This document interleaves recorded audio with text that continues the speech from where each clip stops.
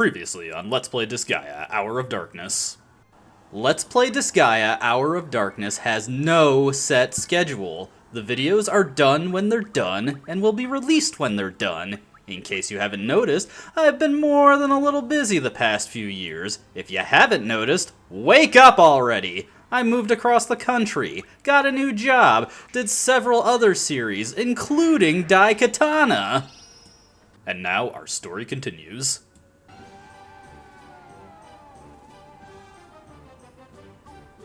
And welcome back to Let's Play Disgaea, Hour of Darkness. Last time, we cleared the human world and got a pretty underwhelming joke ending, but hey, at least it's another way to end the game if you're so inclined, though not a particularly good one, since it's available at the same time as the normal end of the game. This time, we're going to be doing something a bit different. For starters, we're going to be going over the various training techniques that I used in order to get the power that I needed to clear the human world chapters, since the human world is a fair deal tougher than what you would normally be facing, even compared to Seraph Lamington, who is by far the toughest boss you're going to encounter in the story mode. He's way higher level, has highly damaging attacks, and I guess that's befitting of a final boss, but it is definitely a jump, even compared to Volcanus.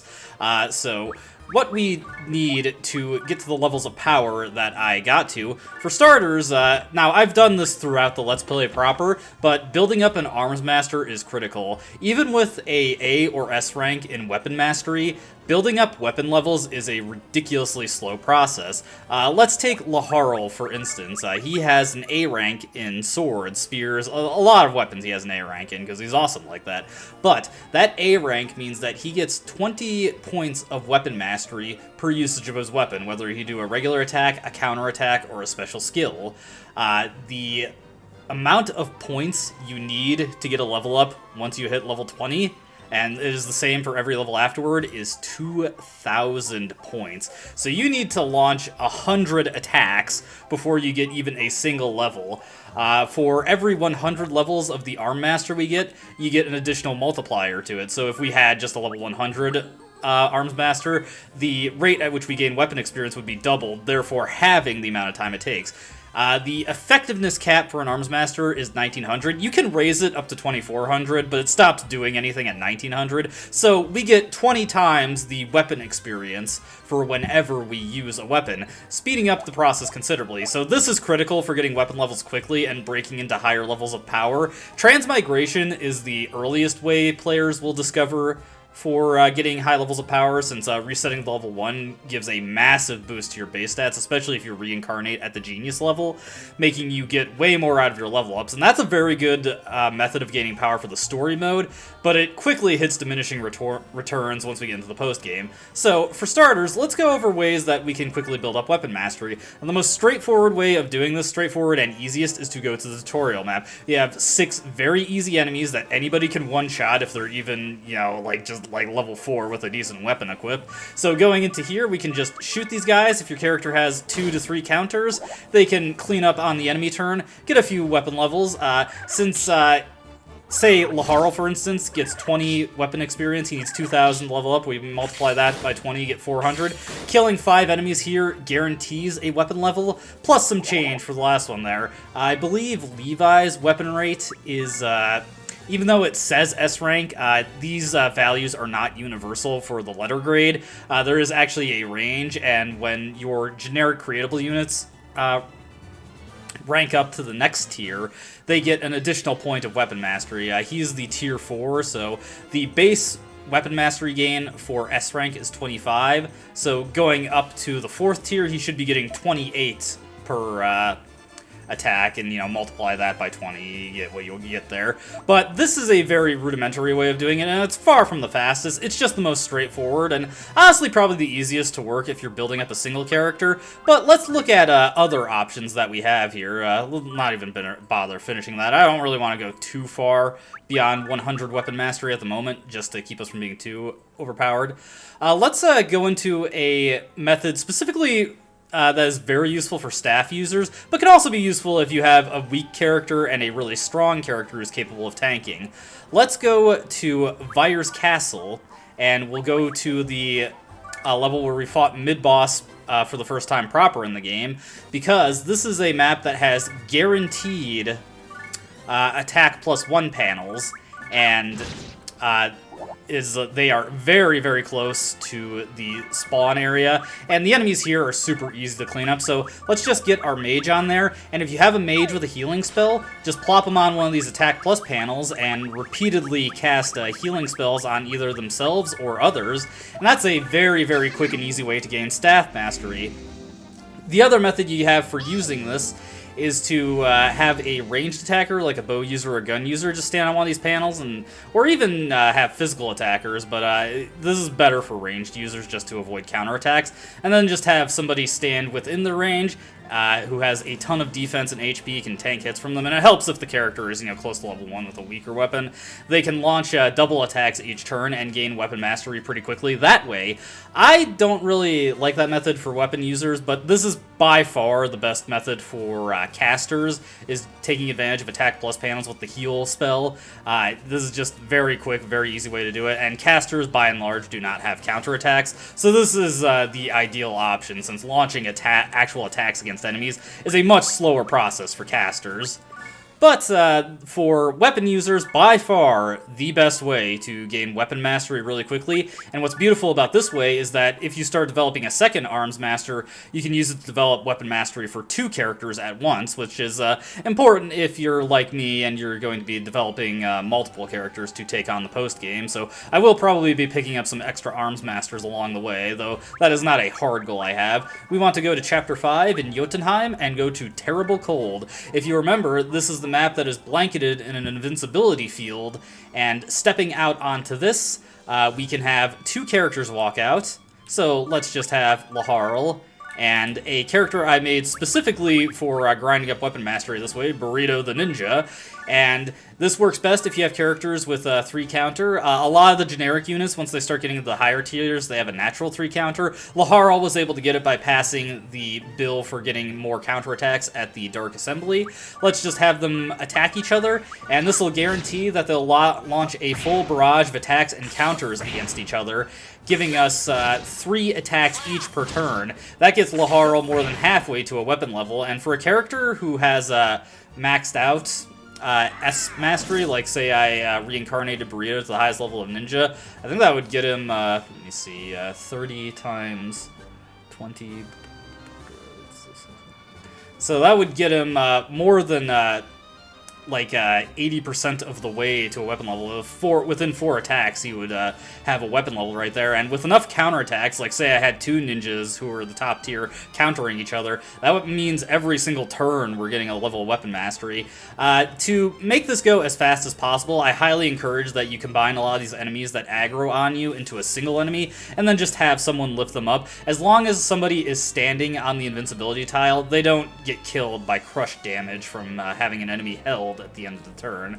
This is by far the best way to get weapon mastery, even if you only have 1 maxed out arms master, and it's definitely the best way if you have 2, so this is one that I would recommend for quickly developing weapon levels.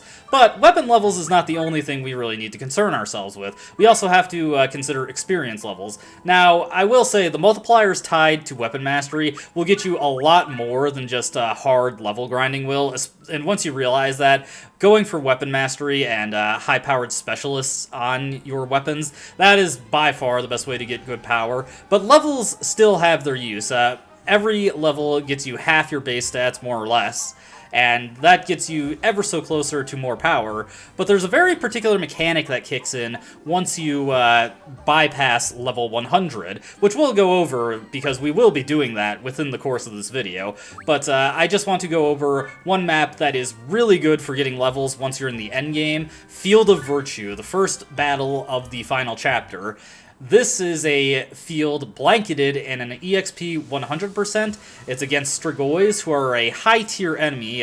Certain varieties of enemies give more experience than others because they are just flatly superior to monsters we've encountered earlier in the game, and Strigoi are among that category, very rare monsters you don't fight often that have high base stats, excuse me. So they give a lot of experience, and they're a reasonably high level, especially this guy right here is 5 levels higher and an even higher tier of the Strigoi vampire enemy. He gives tons of experience, and with a 300 statistician, even without any stronger enemy builds, just slaughtering these guys on repeat can get you to level 100 really quickly. So yeah, let's just have Marina go out and whack this guy with Night Sever. She's already level 87, but because she's got the statistician and we've got the double EXP for this area,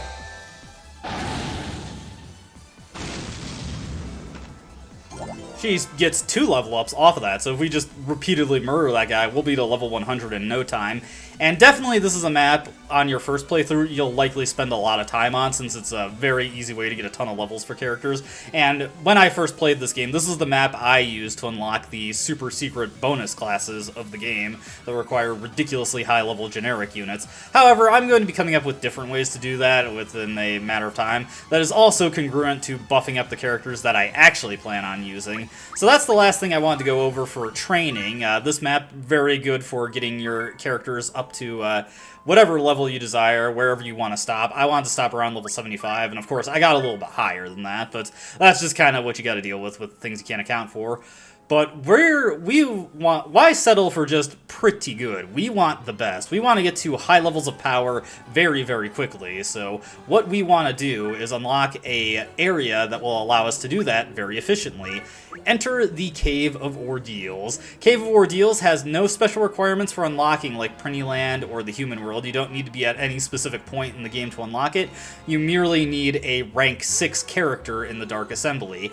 Now, for builds like this, I'd highly recommend you attempt to pass them with the minimum rank required for doing so, because as you rank up, like let's compare Laharl, the influence in the Dark Assembly goes up quite a bit, and let's just take a look at the senator list as Laharl, and we will see tons of high-level, over 400 level senators occupying the list. Any one of these guys could be in the bill for attempting the Cave of Ordeals, and I'd absolutely have to bribe them if I didn't want them descending on me like the Gestapo. But let's take a look at the senator list. Oh, okay, this is universal. Well, let's just go into influence specifically then. Influence is a bit of an arbitrary mechanic that got removed, much like the ranks themselves from every subsequent Disgaea game because it's really stupid. But basically, influence is a aggregate of the levels of the senators that are going to be participating on the bill that you're going to attempt to pass. The lower the influence, the weaker the senators that are going to be attending your bill, or perhaps just a lower quantity of senators. This is good.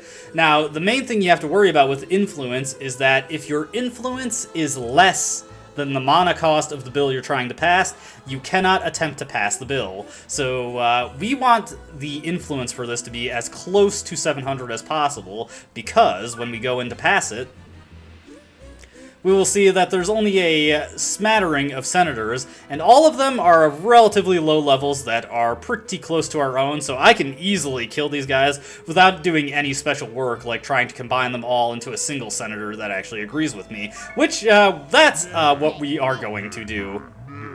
All of the bonus chapter maps that require lots of mana to pass and get secret areas that have high-leveled enemies, they have ridiculous penalties to your success rate, and it takes forever to bribe your way out of them, so doing it legitimately is just not in the cards. Now, I've gone over some of the endings you can get in this game, and one of the endings is tied to attempting to force bills in the Dark Assembly. If you force over 100 bills in the Dark Assembly, then when you kill Seraph Lamington, you get a bad ending for the game. However, the only bills that it's really absolutely necessary that you do this for are the bonus chapters. So, among those, there's only 6 of those that we're actually going to unlock, so, like, who cares if I have to force 6 of those, and it's almost impossible to get them legitimately anyway, so may as well do that. Marina's been taken out with sleep, so we'll just have Karin come in and espoir her. I didn't deploy the rest of my group because I just want these guys to get in as close as possible, and then we can have everyone start coming in, start spamming AoE attacks. Let's see, I was a little careless with how I positioned her. If that's the case, we'll just have Laharl come up and throw her out of the way. But yeah, all these senators very close to the levels I got, and they definitely do not have the defense to stand up to us. The senators in the Dark Assembly aren't quite as scary as their levels would imply, because they do not have any equipment. They are purely based on their stats relative to what their level is. And while some of the higher tier monsters do indeed have pretty impressive base stats, and they can get a lot out of just being high level, these ones are still not that much of a threat. Granted, I'm a bit doubtful I'd be able to consistently beat level 400 senators, level 400 plus senators at this point without engaging some less than reliable tricks. But these guys I can beat easily, so that's why we're just fighting them the old-fashioned way. If I tried to have Laharl pass the bill, the enemies would be much, much higher leveled, and it would be much, much trickier to defeat them in a fair fight, and I'd almost certainly have to rely on the trick where you just get a single high-level senator to agree with you, then throw all of the dissenting senators into him to finish off the fight that way. But with this turn, we should take all these guys out. I'm going to go with Gigastar, and I always just like to go with the 3x3 panel, just to not have to think too hard about the AoE I'm using here. Dimension Slash to take these guys out. Yeah, unfortunately in the first Disgaea, you cannot disable attack animations. Most subsequent re-releases of the game do allow you to do so. Not this one, though. But that's okay. Unlike the games where you do get the option to skip, the animations in this game are not too overlong. They get really, really carried away with it by the time of Disgaea 4. Okay, but we can now access the Cave of the Ordeal. The senators that we killed are going to hate us, but that really doesn't matter, because any bill that we're going to pass in the future, they're almost certainly not going to attend, because we're going to be dealing with much stronger and much more annoying senators. So, now that we've gotten that out of the way, let's just create a save real quick. Not that it's really necessary, because we are more than prepared for the maps that we're going to be taking on in this video. I will admit, I kind of wanted to do it in a way that we knock out the entirety of a bonus chapter within a single video, but that's just not in the cards for Cave of Ordeals, because we do need to level up to a certain point to reasonably complete this. And the best grinding map for that purpose is within the Cave of Ordeals. So the map we're specifically going to be playing up to is Cave of Ordeals 3. Anybody who's played this game before knows that map. They probably got hundreds of clears on it if they've done any post-game work. Cave of Ordeal does not have any story tied to it. It is straightforward, just combat. The enemies in the first area are roughly what you'd expect or roughly what you could be expected to be able to beat if you were a character who could take on the rank 6 entry exam, but they ramp up in difficulty pretty quickly. And I'm really hoping these guys will do normal attacks more often than not, so that we can get counterattacks going. But unfortunately, that's not something you can always count on in the original Disgaea, so just something that we got to deal with. Let me see, I'll get Karin out so we can Espoir Laharl when his turn is done. I'm just going to have Levi blast this guy. The reason that having Laharl use Meteor Impact there, of course, is because it allows him to hit 2 targets rather than 1, and also it's one of my favorite attack animations in the game, so... Barbara Goodson, you are a treasure. Never give up voicing this character. And just mopping up these guys here. This first map, like I said, very straightforward. You could very easily complete this if you were able to clear the rank 6 promotion exam at the Dark Assembly. Alright, hopefully these guys... Nah, more Putrid Breath. Probably means Laharl's gonna get paralyzed, but at this point it doesn't matter. And yeah, this is what I'm talking about. Like, it's not the worst thing in the world that we have to watch animations, because these ones are not terribly long. As you can see, these guys have no hope of piercing Laharl's defense. Everybody's lined up in a nice cross pattern, so Blazing Knuckle...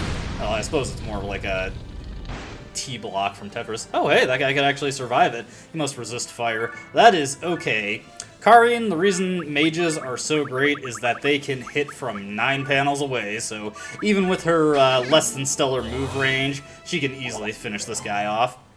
Again, something that is worth bearing in mind is one very annoying thing about Cave of Ordeals is that since it's technically a story map, we will have to deal with the bug involving enemies having increased res that results in them taking half damage from attacks, when that is the res stat is nowhere near that strong in the game proper. I'm just trying to think. Yeah, another meteor impact. I don't want this to take too long, but it is just the most efficient way to do it, and the last map is going to go by really quickly. As you can see, we got a lot of Nekomatas here, 75, 85, and a 100 succubus, so it is far less likely that you're going to be able to survive this one going into it just from unlocking the Cave of Ordeals outright. If you even knew that you could unlock it in a much easier way than just, you know, brute force bribing the senators, because let me tell you, 700 mana at that point in the game when you can unlock it, not a small amount by any means. It'll drain through your reserves pretty quickly, and it is very tedious to get everyone promoted to the point where they can attempt to pass that bill, so you have more people who can try to spend mana on it. Yeah, it is definitely a good thing that they retooled the Dark Assembly, because the way it works in this game is just atrocious. It is so annoying. And actually, the way that the Dark Assembly functions is kind of the reason that I'm not transmiting Laharl. I just want to have a max rank character who can access every bill whenever I need to. I don't have to worry about redoing the promotion exams. And Laharl's just by far the most desirable character for this, since we have him since the beginning of the game, and oof, this is gonna be nasty. Yeah, Mystic Blast, still a nasty attack. Yeah, it's getting a little careless there with Karine, but it's not a huge deal. Even if she did die, I'm not overly concerned about it. We'd still have more than enough power left to clean up here. Alright. Since I'm not paying too close attention to the res stats of the enemy's hero, I do want to go for the strongest spell that'll hit him, so we'll go with Wind for this one. Another Meteor Impact. We're seeing a lot of this skill this video. It's a good skill, though. High damage value and super good AoE. That cross pattern around Laharl that extends out 2 panels, just there's so many options for hitting things with that. It's a very good attack. All of Laharl's attacks are really good, honestly, which is part of the reason why I like using him over a certain broken class that you can work towards. You know, he's such a good character on his own merits, and you know, he comes from the start of the game. It's not too hard to get him going. May as well just stick with him. But we've unlocked Cave of Ordeal 3, probably the most important map in the game. It's not the best grinding map by any means, but for right now, it is going to be excellent for our purposes. Why is that, you may be wondering? Well, because check out the enemy pattern we've got here in a nice 3x3 block on an EXP plus 50 panel. They're high-tier enemies that are level 150 and 161 in the middle. These guys give out tons of experience.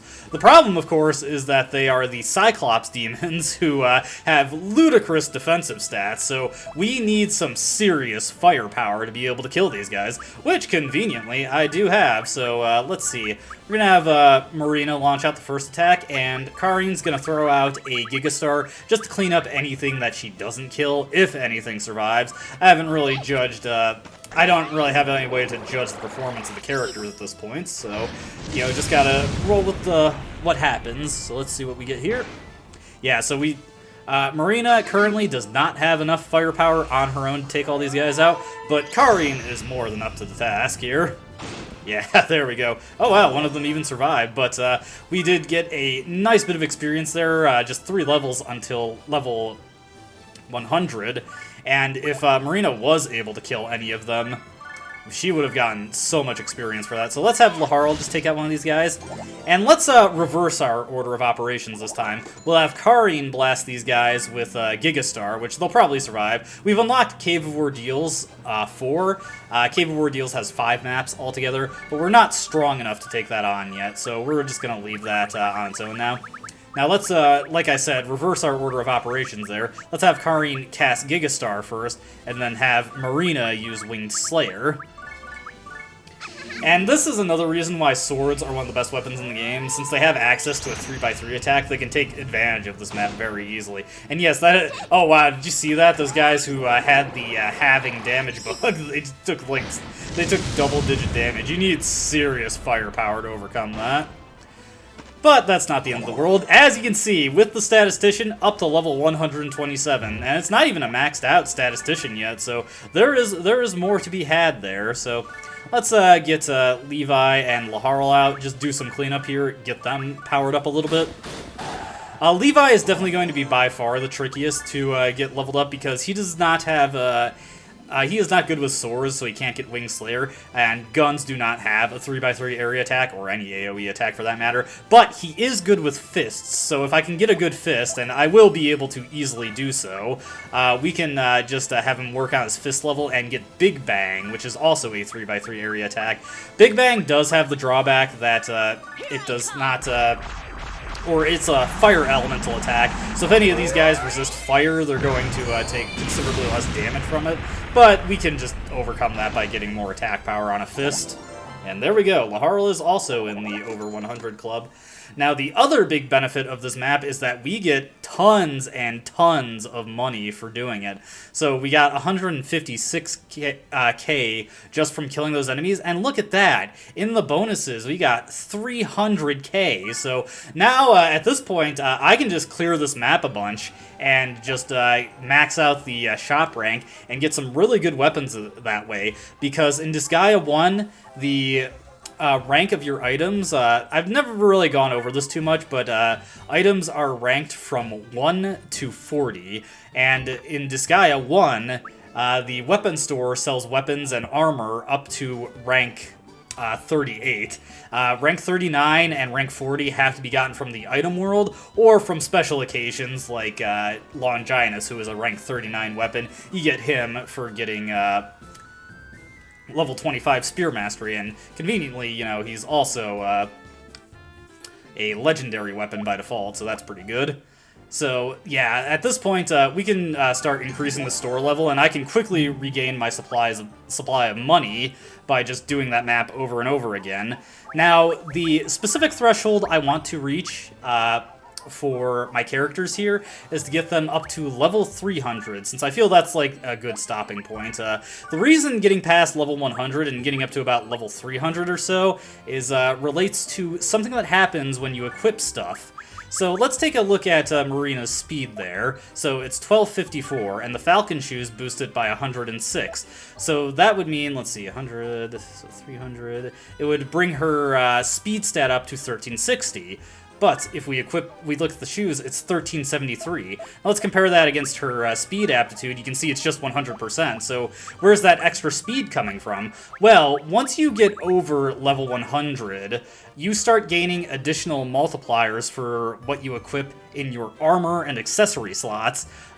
This is something that starts accruing, I believe, after level 500, it's either every 5 or 10 levels, and then after level 500, it reduces the rate at which you get it again, and then I think it goes down again at level 2000, so we hit a degree of diminishing returns. I'm aiming for level 300 specifically, just because that'll give me an adequate multiplier to more or less double the effectiveness of everything that we equip.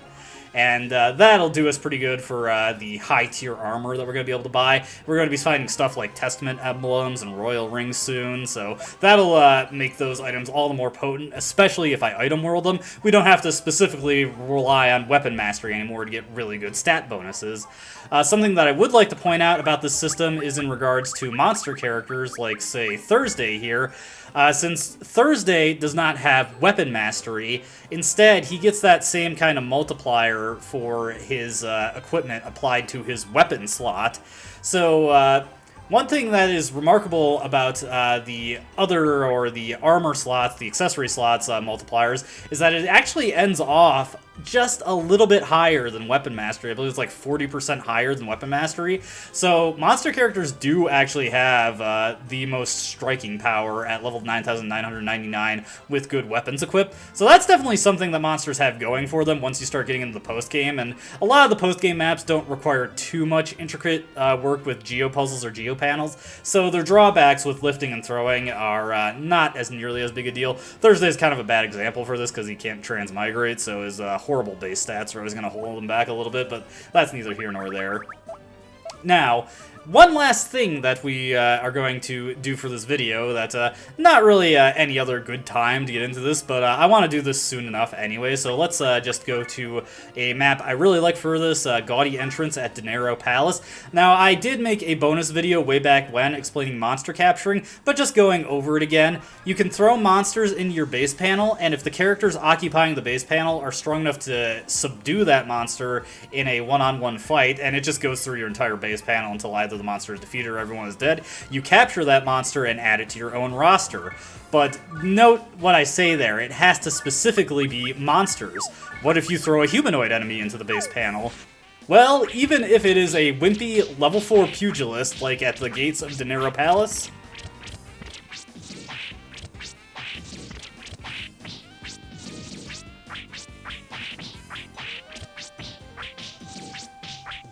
give it a bit, give it a bit. Okay, there we go. Oh, sorry, level 5. I got you wrong there, pal. But yeah, he has not taken any damage, and he's destroyed the entire base panel. Humanoid units cannot be captured. If you toss them into your base panel, they just destroy it. Note that this is specific to Disgaea 1 and Disgaea 2. Capturing was reworked heavily, starting with Disgaea 3, and humanoid units are capturable, but the reason you capture enemies in Disgaea 3 onward is completely different for why you would do it in this game, so it's not that important to know. But the reason I did that, it wasn't just because I wanted to see my team blow up, but this is by far the fastest and easiest way to max out the hospital rewards, is to just throw a humanoid unit into your base panel, destroy it, and then just clean up the map, go heal them up, and you will be much closer to the hospital rewards there. I like this map specifically because, as you saw, it had an enemy right in walking distance, so I just had to have Laharl trundle forward, pick the enemy up, throw it in, there we go. Oh, I was wondering why that, and then this guy just kind of decided to hold position. But yeah, very quick, very easy way to kill your entire team and give you a way to revive people and restore a ton of HP at the hospital. Of course, this doesn't help you in regards to SP. You do have to kind of do that on your own, but you're going to burn a lot of SP doing grinding, so that's far less critical. But yeah, as you can see, if I just do that 1 or 2 more times, we will have all the revivals we need to get the Testament emblem from the Netherworld Hospital. One thing I do have to draw attention to that I screwed up on this file specifically is that I was not checking Etna's chamber every chapter, so unfortunately I did not get the Testament emblem from that avenue. You do have to be checking Etna's chamber every chapter in order to get the Testament emblem, and I was not doing that, so no emblem for me. But that's pretty much all we need to go over for this video, yeah, so I will definitely max out the hospital rewards at this point, because I just wanted to leave it a little bit under what we needed to get the last of the rewards, so I could demonstrate that as a quick way to max out the hospital rewards. I'm going to get all my characters up to level 300, and at that point, well, couple things. One, I want to start developing weaponry that gives us enough striking power to take out enemies that are going to be well beyond the scope of what we can take out even with the level grinding. And to that end, I actually want to start working on a staff to begin with. I'm going to increase the store rank as much as I can, and I'm going to start getting staves that have teachers on them. And I want to build up a high-powered teacher, probably, honestly, like 3,000 or so. That'll give me some pretty hefty striking power with staves. Staves are going to be important for building up a different unit very quickly.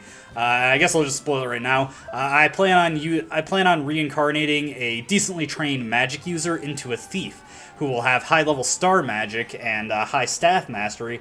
That'll allow me to quickly level him up at the Cave of Ordeals to a point where he'll actually be able to steal stuff consistently for me, and that's going to be critical in the item world because, like I said, all of the best equipment, it's available in the item world. We need a thief to get the best stuff in this game.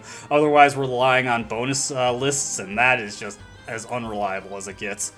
Now, I do want to clarify, and the joke of the video was not just me being snarky, it is tying into this. There isn't really going to be a specific schedule for when I get these videos out, since I don't really have a hard plan, and I gotta juggle this with my personal life too. So when I am able to make these, and for what I plan right now, I may very well be able to do it in my usual schedule, like Monday, Wednesday, Friday, then the weekends, but don't expect these with any degree of regularity. The post-game of Disgaea is pretty non-linear in how you approach it, and it's always going to come down a little bit to how you prefer to handle it, and the way I'm doing it is far from the most efficient way of doing it, so it may take a little bit of time. Just wanted to clear the air with that. Not like I got anybody watching these right now, but for anyone who is, just wanted to say that. And that's what we're going to call it with this video. Let's just update our save here. Going to do all the training that I need to do, and when we come back, we will be finishing off the Cave of Ordeals, and we're going to get started on some serious item worlding. So, get excited for that, and I will see you then. Until next time, though, goodbye.